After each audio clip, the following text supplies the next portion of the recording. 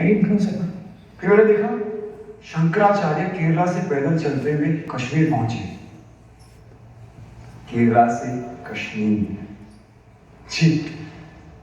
उनके पास कोई पुष्पक विमान नहीं था, सो ही लिटरली वॉक्ड। और उन्होंने हिमालय की गोद में बैठकर सालों रिसर्च किया, क्योंकि फिलॉसफी पे वो जो रिसर्च कर रहे थे वो सिर्फ जन्नत में संभव थी, यानी कश्मीर में। जैसे हमारे यहां से best researchers, scientist, students higher education के लिए फॉरेन जाते हैं, उसी तरीके से भारत के कोने कोने से best of the minds Kashmir पहुंचे और अपने अपने स्पेशलाइजेशंस के पंडित बन गए। पंडित लाइक का पीएचडी। मैंने देखा अभिनव गुप्ता और उत्पल देव फिलॉसफी पर रिसर्च कर रहे हैं, लोराक्षी एस्ट्रोनॉमी पर। He was the first astronomer in the world. Charak और वाग्भट आयुर्वेद पर, social medical science, Panini grammar, Noteshwar trigonometry, स्वीया hydraulic engineering, Jain Bhatt law, Kalidas और Udrat Sanskrit literature, Bhama aesthetics, Charandev musicology, Vasugupt और Somanand Advait, Kalhan history, Vishnu Sharma moral science, Panchatantra उन्होंने लिखा। मैंने देखा राजा ललितादित्य के शौर्य और पराक्रम को, मैंने सुना ललेश्वरी के वाक को। ये जो हम फिल्में, टीवी, थिएटर, वेब सीरीज, यानी जो कुछ भी हम नेटफ्लिक्स पे देखते हैं, ड्रामा, इस ड्रामा की साइंस यानी नाट्य शास्त्र, जिसमें 5वां वेद भी कहा गया है, उसे भरत मुनि ने कश्मीर में लिखा। मैंने देखा धीरे धीरे इन हजारों लाखों पंडितों ने कश्मीर को असली जन्नत बना दिया। Kashmir became the seal of quality.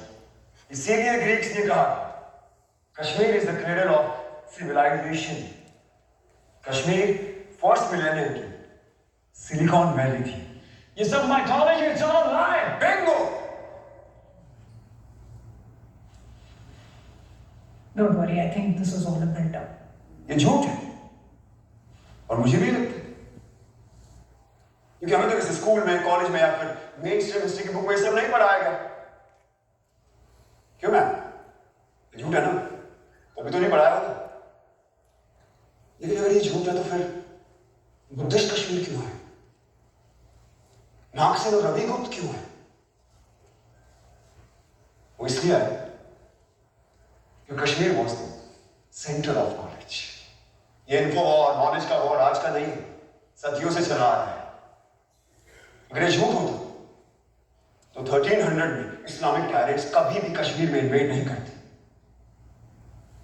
उन्होंने इसलिए इन्वेड किया क्योंकि उनको पता था कि Kashmir was the world centre of knowledge, और जिसका नॉलेज पे कब्जा वो पूरे वर्ल्ड पे रूल कर सकता था। लेकिन एक प्रॉब्लम था, आप जमीन पे कब्जा कर सकते हो, लेकिन ऐसे इवॉल्व पंडितों की, आई मीन स्कॉलर्स के फ्री माइंड पे कैसे कब्जा करोगे? तो फिर शुरू हुआ एक नया सिलसिला। तलवारों और बंदूकों के जोर पर इन पंडितों को कन्वर्ट करने के लिए भेजे गए इन टायरेंट्स के सोल्जर्स, जो उन्हें जबरदस्ती कन्वर्ट करने लगे, और जो नहीं मानता था उन्हें पैर के तले रौंद दिया जाता था। और ये लोग वो थे जो खुद परसिक्यूट होकर कश्मीर आए थे और कश्मीरियों ने इन्हें पनाह दी थी। What kind of rubbish is this? ये रबिश नहीं, बल्कि एग्जैक्ट डिस्क्रिप्शन है शमसुद्दीन मोहम्मद इराकी की बायोग्राफी तोहफतुल अहबाब में। जानते हो इराकी कौन था? हाँ? इंडिया की टॉप मोस्ट यूनिवर्सिटी में पढ़ रहे हो, लेकिन इराकी के बारे में नहीं पता। कैसे पता होगा? किसी ने पढ़ाया है। हम सब हिटलर के बारे में जरूर जानते हैं। इराकी हिटलर से कई हजार गुना होगा एक इस्लामिक टायरेंट था, जिसका मकसद था सिर्फ और सिर्फ काफिरों के मंदिरों और बुतों को नष्ट करना, उनके ट्रेडिशन, रिचुअल्स को नस्ते नाबूद कर देना, पंडितों की इनोवेशंस को खत्म कर देना। जेल में किसी ने बोला कमाल डूड, नाजीज हर रोज 1000 जूस को मारते, तो मैंने तो नहीं सुना कभी कश्मीर में ऐसा कुछ हुआ हो। तो अब सुनो, इराकी और उसके पीएम मूसा रैना के कहने पर हर रोज 1500 से लेकर 2000 काफिरों को पकड़ कर लाया जाता, उनके जनेऊ काटे जाते उनसे कलमा पढ़वाया जाता, उनका खतना यानी सर्कमसिशन कराया जाता और उनके मुंह में जबरदस्ती बीज डाला जाता। और ये काम करते थे उनके सैनिक, जिन्हें हम सूफी और दरवेश के नाम से जानते हैं।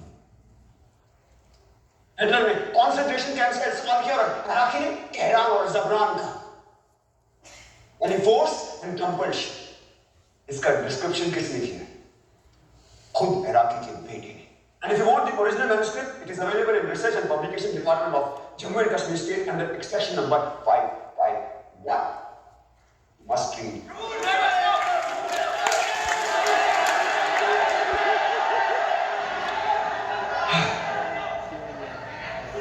कश्मीर का सच इतना सच है कि हमें हमेशा झूठ ही लगता है। इस इंडिपेंडेंट इंडिया में, इस डेमोक्रेटिक इंडिया में, इस सेक्युलर इंडिया में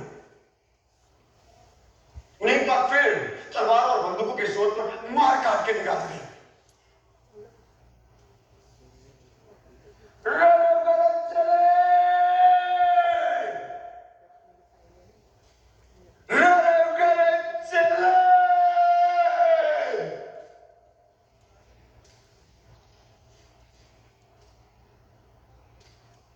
इसका मतलब जानते हो क्या होता है?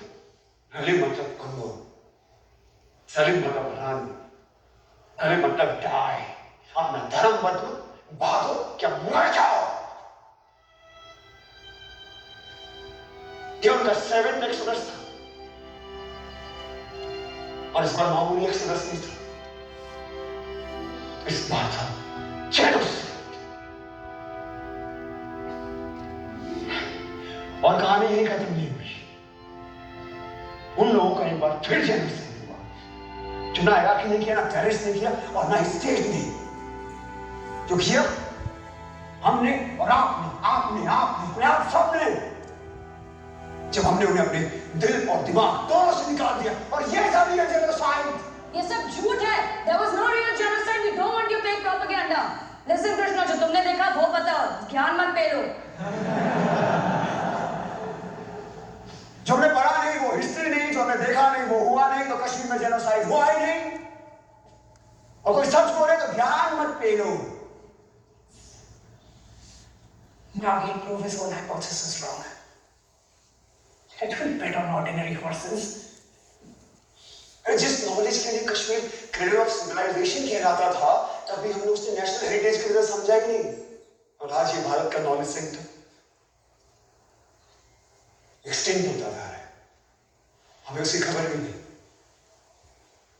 Shem Shem Shem.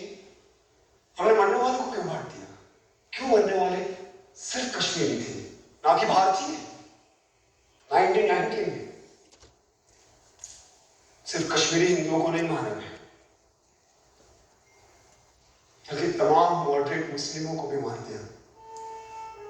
यही नहीं, सिख, बुद्धिस्ट, क्रिश्चियन, डोगरा, गुज्जर, दलित, जिसने भी टेररिज्म के खिलाफ आवाज उठाई उन्हें मार दिया गया। यहां तक कि कश्मीर की सोल तक को मार दिया गया। थिएटर, आर्ट, म्यूजिक, लिटरेचर सब बंद कर दिए। 1996 में सिनेमा हॉल खुला तो वहां गोलियां चला दी, पीपल डाइड। कितने टेम्पल्स को तोड़ा गया, उनको आग लगाई गई। क्या वो सिर्फ टेम्पल्स थे? क्या वो सिर्फ बुतों का घर थे? क्या वो भारत का फाइनेस्ट आर्किटेक्चर नहीं थे? क्या वो भारत के महान इतिहास का प्रतीक नहीं थे? क्या वो भारत का स्पिरिचुअल सेंटर नहीं थे? Indian architecture, Indian heritage centre, Indian spiritual centres को डिस्ट्रॉय कर देना क्या कल्चरल जेनोसाइड नहीं है? Stop this rhetoric. Talk facts or shut up. बोलने दो उसे, मैं सुनना चाहता हूं। मैं भी। बोलो कृष्णा। बोलो कृष्णा।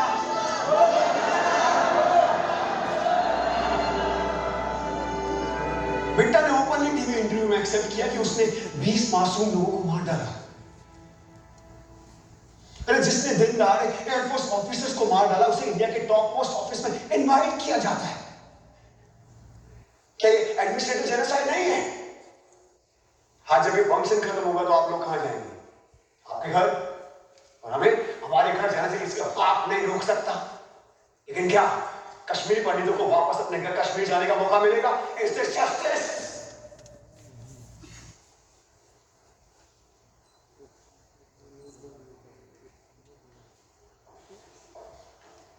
मैं तो एक स्टूडेंट, सो कॉल्ड भारत का यूथ, द फ्यूचर।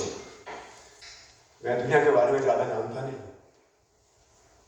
लेकिन इतना जरूर जानता हूं कि जिस राष्ट्र में राइट जस्टिस नहीं, वो राष्ट्र कभी विश्व नहीं बन सकता। राधिका, प्रोफेसर राधिका मेनन, आपने एक बार मुझसे कहा था कि हर कहानी में एक विलन होता है।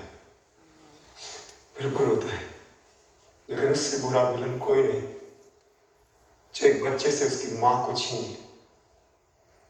कहा जाता है कि जिस जमीन से आपकी जड़ें जुड़ी होती है ना, वो जमीन आपकी मां होती है। वहां यह कश्मीर मेरी मां,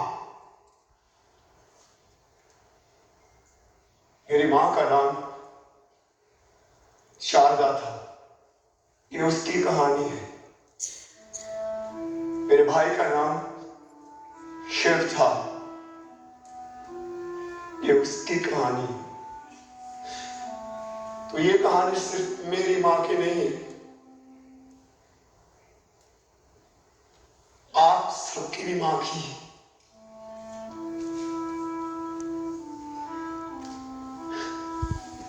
तो आइए हम वो देखते हैं जो मैंने आज से पहले कभी नहीं देखा।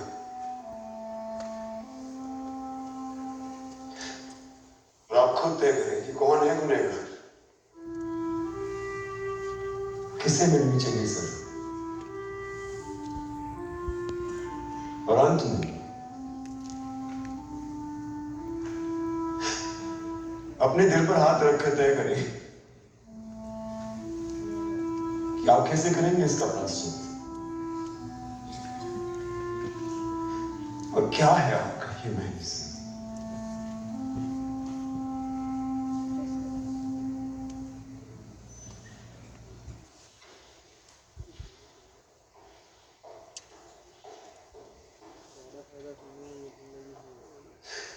क्या है वो अनलॉक?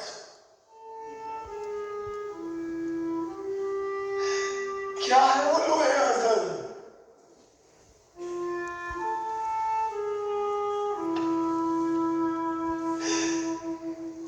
इसका वादा था,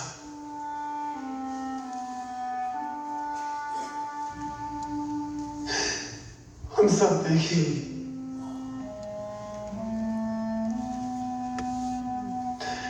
अब हम सब देखेंगे।